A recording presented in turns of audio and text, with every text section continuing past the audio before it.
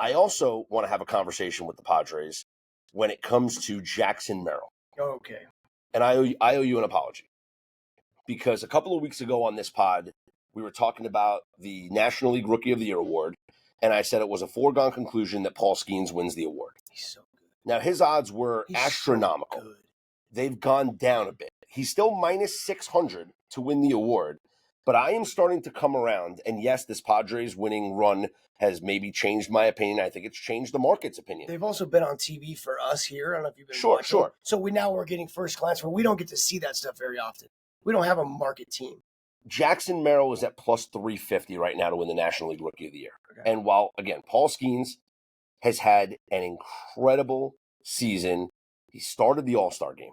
And that's something that I don't think gets ignored. And I want to ask your opinion on this. Before I give you Jackson Merrill's numbers and give you the argument for Jackson Merrill, do you think that the writers reward Skenes for just all the, and he has the numbers too, but the extracurricular stuff, the fact that he was the number 1 overall pick, he gets skyrocketed right to the majors, starts the following year after being the number 1 overall pick, So quick. goes 6-2 so far with a 2.25 ERA, 115 strikeouts in 92 innings, and he starts the All-Star game. To acknowledge those feats, Pretty cool. by naming him the Rookie of the Year, do you think that that's what ultimately happens? Or do cooler heads prevail and we acknowledge what a position player is doing on an everyday basis? It's very hard for pitchers to win these awards unless there's just not a lot of depth around baseball. Because you're talking, Jackson Merrill's got 406 at-bats. Yeah, I'll give you his stats in just a moment. But let's just talk about, do you think... And you're talking about 20-ish starts. It's hard to get wins. We know that. The last pitcher to win Rookie of the Year was 2020 COVID-shortened year. I don't even want to count it. But Devin Williams. Devin Williams was amazing in relief for the Brewers. Before that, the last pitcher to win a Rookie of the Year was Shohei Ohtani. Again, I don't count that because he did both, even though he was good as a pitcher. But Michael Fulmer, going back to 2016 with Detroit, was the last full-time pitcher to win Rookie of the Year. That year, he went 11-7 with a 3.06 ERA, 132 strikeouts, and 159 innings. The runner-up in the American League that year was Gary Sanchez of the Yankees, who had 20 home runs and 42 RBIs in 53 games played. He didn't play enough games. So you're good at this stuff. In 2002, can you pull up the names of the 1 and 2? It's Eric Hinske and Rodrigo Lopez. So Eric Hinske won the award. He won it, but can you pull up Rodrigo's? Because Rodrigo finished second. I thought Rodrigo should have won it. Now, maybe biased because I'm on the team with him, but I thought he should have won it, and Eric got it. 15-9 as a rookie. On a terrible team. A 3.57 ERA. Amazing stats. 28 starts. Yes. He had 136 strikeouts and 196 innings. So he didn't have the sexy strikeout numbers, but 15-9 with a 3.57 ERA on a bad Baltimore team. Which is 3.5 for us was amazing, and 15 wins was almost impossible on a rookie. Eric hit 279 with 24 and 84. I don't even know if it was close. Eric had a really good year, but so voting because that year he was a hitter, he was going to win that award. 122-97. Yeah. So it's a semi-close vote, I guess.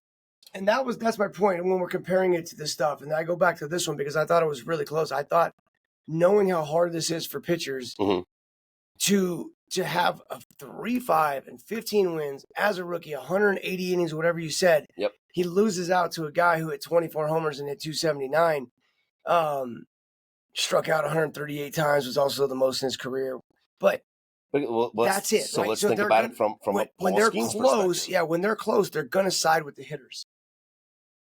Well, here's Skenes' stats. We know how phenomenal he's been. I mentioned it before, but might as well just talk about it again. Skenes is, 6-2 since debuting on May 11th. 2.25 ERA, 115 strikeouts, 20 walks, 92 innings. Starts the All-Star game. Jackson Merrill. His ERA inflated just because that was maybe yesterday's game. I mean, that's what happens when you don't have a lot of innings, unfortunately. Jackson Merrill this year. Okay, and you mentioned the most recent start On Saturday, Skenes gave up 4 runs in 6 innings, so the ERA did shoot up a little bit. Still a really good start. It was a 1.99 prior to that start. But anyway, and he still struck out 8. Jackson Merrill this year. We'll take it. Jackson Merrill is batting .291, 17 home runs, 19 doubles, 61 RBIs.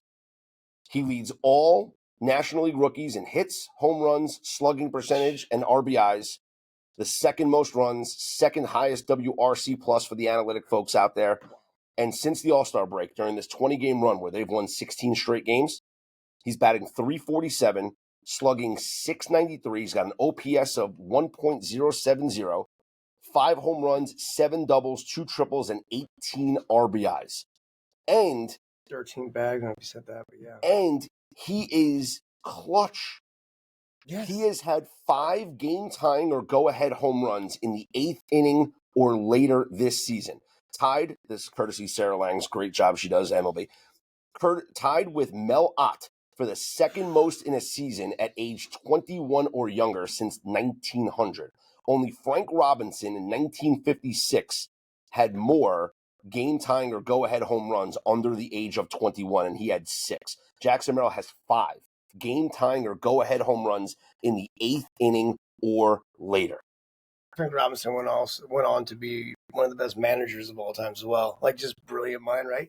I think the thing for Jackson Merrill, too, is the 80 strikeouts. Like, that's not a lot in today's game.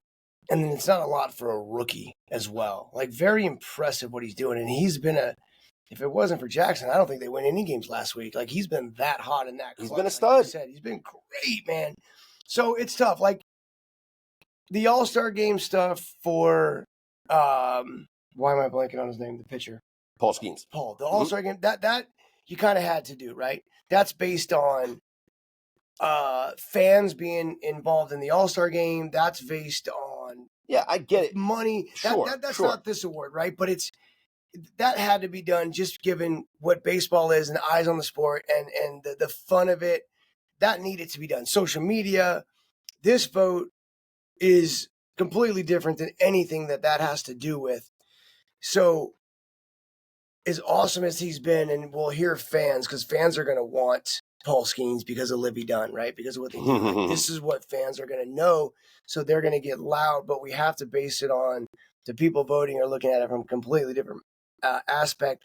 They will factor in the team. They will factor in what they do. Unfortunately, I don't know if that's necessarily fair, but they will. It's really close. And that's why I bring up the Eric Hinsky-Rodrigo Lopez thing, because to me, it's very, very close on how good these two teams have been. And history has showed that voting sides with offensive players. So Jackson Merrill ranks. I don't know who I think, Scott, would get it right now if it ended today. I don't know. Jackson Merrill ranks 24th amongst all hitters in Major League Baseball in wins above replacement, in WAR. Huge stat. In the entire league. I'm not talking about just rookies. Huge stat. I'm like, in the entire league. Yeah. And here's another thing when it comes to Jackson Merrill. 30th in the entire league in WRC+. We're not just talking about rookies. We're talking about the entire league. This is the first time in his baseball career that he's playing the outfield. He's a shortstop. I think people forget about that. And that is a big deal. The Padres this year said, listen, we have too many shortstops. We need outfielders. So this year in spring training, they said, we're going to put you in the outfield. And what does he do? Does it? He becomes an all-star center fielder. All-star. He's the youngest Padre to play in an all-star game. He's the first Padres rookie to be named to an all-star game. Really? And he, like I said, is having a phenomenal season. Plus 350 right now, Jackson Merrill to be the National League Rookie of the Year. I think when it's all said and done, we have a month and a half or so, a little more than that, left in the regular season. I don't know how much Paul Skenes is going to pitch for the remainder of the year. I don't either. Because of innings restrictions or whatnot. And the team. And the team as well. He's made 15 starts, Paul Skenes. Okay. And he has thrown a total of 92 innings. How many innings do they want him to throw? I don't know. 5 out of the wild card. Sure. I understand. And they're going to need him. Yes. And they're going to need him. Teams. So 6 teams pretty much ahead of them. But can you give the rookie of the year, as phenomenal as Skenes has been? And yes, he started the All-Star game. But if he finishes with 120, less than 120 innings pitched, and you have Jackson Merrill, who on the season has been not just one of the best rookies, but one of the best players in all of Major League Baseball, a guy who has played in the majority of the games for the Padres. He's played in 115 games this year for the Padres. Are you selling me or are you selling you?